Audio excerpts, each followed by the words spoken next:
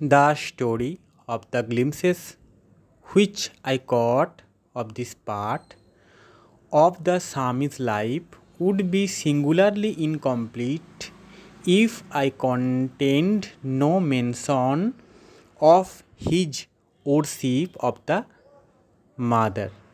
The story এই গল্পের of the glimpses মানে হচ্ছে গ্লিমপিসেস মানে হচ্ছে ঝলক।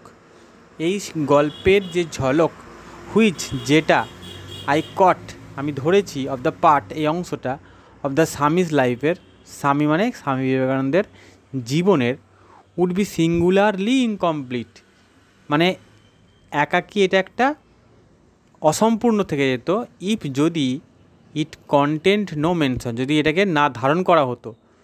কন্টেন্ট মানে ধারণ করা হতো, মেনশন উল্লেখ করা, of is worship of the mother মানে মা তার মাকে যে তিনি পূজা করতেন সেই পূজার উল্লেখের কথা না বললে তাহলে স্বামীর জীবনের একটা বড় অংশ অসম্পূর্ণ থেকে যেত। এখানে মা হলেন তার নিজের জন্মদাত্রী মা নন, এখানে মা হলেন শক্তির আধার মা কালীকে বোঝানো হয়েছে।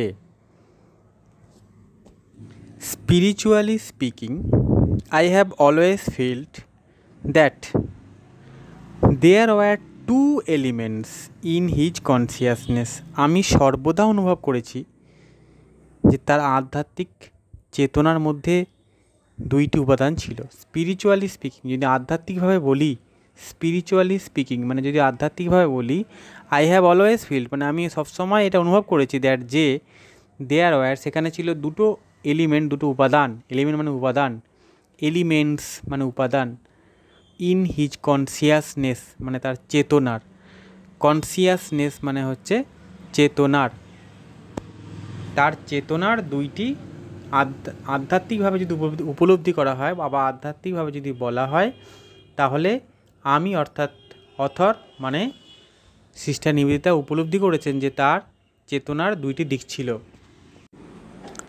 আনডাউটলি নিঃসন্দেহে হি ওয়াজ বর্ন এ ব্রহ্মজ্ঞানী নিঃসন্দেহে তিনি ছিলেন একজন আজন্ম ব্রহ্মজ্ঞানী। ব্রহ্মজ্ঞানী কি না, তিনি জীবনে চরম সত্যকে উপলব্ধি করেছেন, এই জগৎ মিথ্যা ব্রহ্ম সত্য, এই যে উপলব্ধি তিনি করেছিলেন।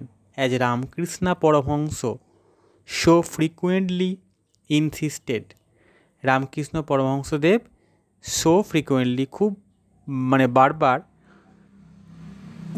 উল্লেখ করতেন, ইনসিস্টেড মানে উল্লেখ করতেন। রামকৃষ্ণ পরমহংসদেব বলতেন যে স্বামী বিবেকানন্দ কিন্তু নিঃসন্দেহেই ব্রহ্মজ্ঞান নিয়েই তিনি জন্মেছেন। When he was only 8 years old যখন তিনি ছিলেন 8 বছরের, সিটিং অ্যাট হিজ প্লে তিনি যে বসে বসে যখন খেলা করতেন সেই খেলার মাধ্যমেই he had developed the power of entering সমাধি তিনি তার মধ্যেই সমাধিতে মগ্ন হতেন এবং অন্তর্নিহিত শক্তির বিকাশ তার মধ্যে দেখা যেত। সমাধি হলো মানে ধ্যান করা একদম মগ্ন হয়ে, যেখানে এই যে ইহ জগৎ তার থেকে সম্পূর্ণভাবে নিজেকে বিচ্ছিন্ন করে একটা অন্য আলোকিত জগতে নিজেকে নিয়ে যেতে পারা, যা সাধারণ মানুষের পক্ষে সম্ভব নয়। তিনি মাত্র 8 বছর বয়সে এমন একটা অবস্থার মধ্যে থাকতে পারতেন।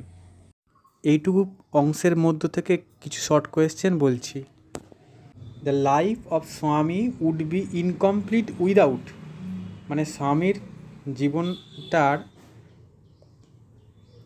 অসম্পূর্ণ থেকে যাবে বলা যদি মেনশন করা না হয় of is worship of mother Kali মানে মা কালীকে তিনি যে পুজো করতেন এই কথাটা না উল্লেখ করলে এটা জীবনে তার সম্বন্ধে বলা কথার অসম্পূর্ণ থেকে যাবে।